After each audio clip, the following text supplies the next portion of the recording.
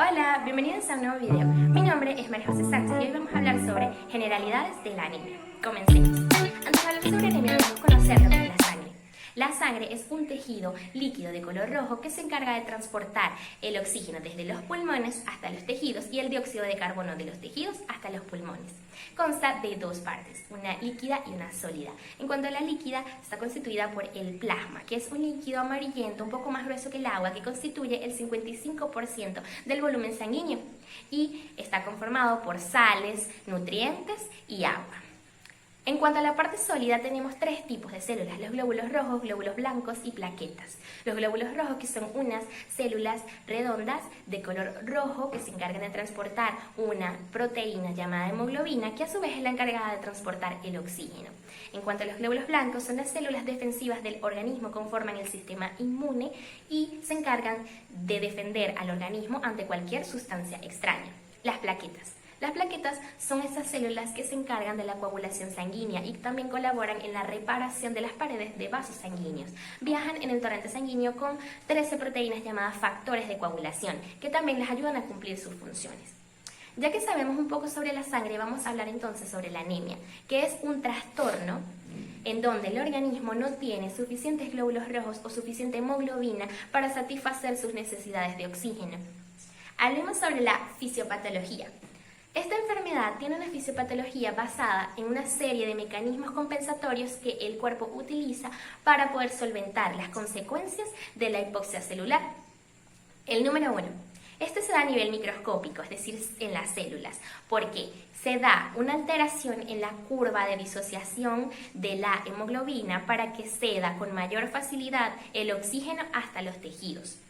Esto se da porque, como consecuencia del mecanismo anaerobio del ácido láctico, hay un descenso en el pH. Esto provoca que ya la hemoglobina no tenga tanta afinidad por el oxígeno, provocando que lo libere más rápido hasta los tejidos. El segundo es cuando aumenta el gasto cardíaco. Esto puede, en casos graves, incluso cuadriplicarse. Se da porque hay disminución de la resistencia periférica y disminución de la viscosidad de la sangre.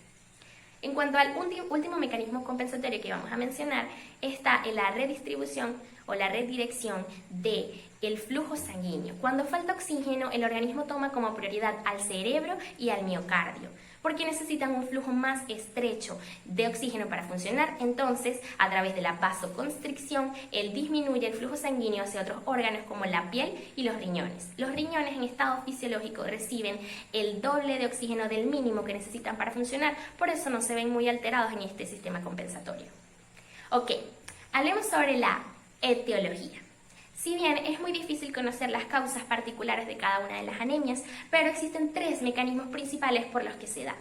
El primero es por pérdida excesiva de sangre, es decir, hemorragia. El segundo por insuficiencia en la producción de glóbulos rojos y el tercero por destrucción prematura de los mismos. En cuanto a la hemorragia, se puede dar de dos maneras. Se puede ser repentina, como se da en los accidentes de auto, en las cirugías o en los partos, o puede ser pérdida de sangre, poca cantidad pero prolongada en el tiempo, como es el caso de las hemorroides, problemas con el tracto digestivo y el tracto urinario. En cuanto a la insuficiencia en la producción de glóbulos rojos, es porque necesitamos diferentes nutrientes para producir glóbulos rojos. Entre los principales está el hierro, la vitamina B12 y el ácido fólico. También pequeñas cantidades de vitamina C, riboflavina y cobre. Esto va acompañado de un equilibrio hormonal de la eritroproyectina, que es una hormona que se encarga de estimular la producción de glóbulos rojos. Si esto no se encuentra equilibrado, va a haber una insuficiencia en la producción de glóbulos rojos. También cuando la médula ósea se encuentra aplásica, es decir, que no produce ninguna célula sanguínea. Esto es muy común en el caso de tumores, cuando ellos la invaden y la reemplazan, en las leucemias, linfomas o cánceres metastásicos. En cuanto a la destrucción prematura de los glóbulos rojos, es porque ellos tienen un periodo de vida aproximado de 120 días y existen células que son depuradoras de la médula ósea, como por ejemplo el vaso y el hígado.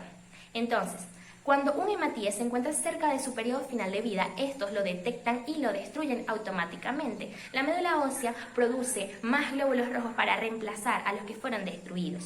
Pero cuando el ritmo de destrucción excede al ritmo de producción, se produce la anemia. Ok, hablemos un poco sobre la clínica, signos y síntomas. Los síntomas más comunes serían taquicardia que se da porque cuando hay poco oxígeno el corazón tiene más demanda y debe latir más rápido. Y luego causa la disnea por un estrés en los pulmones que necesitan conseguir el oxígeno con mayor rapidez.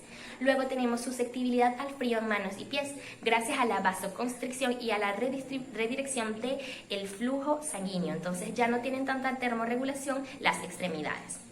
Luego tenemos también astenia, cansancio, debilidad, mareos y cefalea.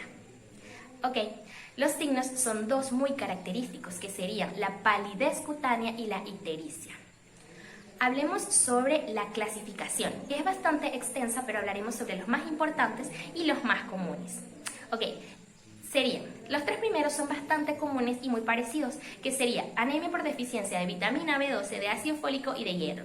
La de hierro, también llamada ferropénica, es cuando no existe suficiente hierro en el organismo para poder producir glóbulos rojos. Es muy común en la población femenina gracias a los periodos menstruales. Ok, las otras dos, es decir, por deficiencia de ácido fólico y de vitamina B12, es lo mismo pero con estos componentes. Luego tenemos la anemia hemolítica, que es cuando hay destrucción prematura de los glóbulos rojos. Esto tiene diferentes causas, pero la más común es que sea autoinmune, cuando los glóbulos blancos confunden a sus propios glóbulos rojos con células dañinas y las atacan. Tenemos luego la anemia perniciosa. Esta anemia es cuando en el intestino no se puede absorber la vitamina B12 y produce una insuficiencia de la misma. Anemia falciforme. La anemia falciforme es un trastorno hereditario que se produce de padres a hijos, donde se produce una hemoglobina normal llamada hemoglobina S. Y esto hace que los glóbulos rojos cambien su forma a una de semiluna y les sea muy difícil transportar el oxígeno. Luego tenemos la anemia plástica idiopática, que es cuando la médula ósea no se encuentra en capacidad de producir células sanguíneas. Esto es debido mayormente a tumores. Luego tenemos lo que es la talasemia, que es un trastorno hereditario de padres a hijos en donde se producen cantidades anormales de hemoglobina y no pueden ser transportadas con facilidad por los glóbulos rojos. Hablemos un poco sobre el diagnóstico. En el diagnóstico es diferente cada uno de los tipos de anemia, pero se hace uno general con la exploración física y la anamnesis. En cuanto a la exploración física, el médico debe estar al pendiente de los signos como son palidez cutánea e ictericia. Luego, en la anamnesis se le pregunta al paciente si ha sentido alguno de los síntomas propios de la anemia o si en la dieta no incluye ácido fólico, vitamina B12 y hierro. Luego se envían una serie de paraclínicos para poder confirmar que es anemia o descartar cualquiera de los tipos. Tenemos un hemograma completo que incluye el hematocrito y la hemoglobina en sangre. Tenemos la electroforesis de la hemoglobina, el conteo de reticulocitos y un frotis periférico de sangre. En cuanto para descartar problemas de la médula ósea, tenemos lo que es punción de la médula ósea y biopsia.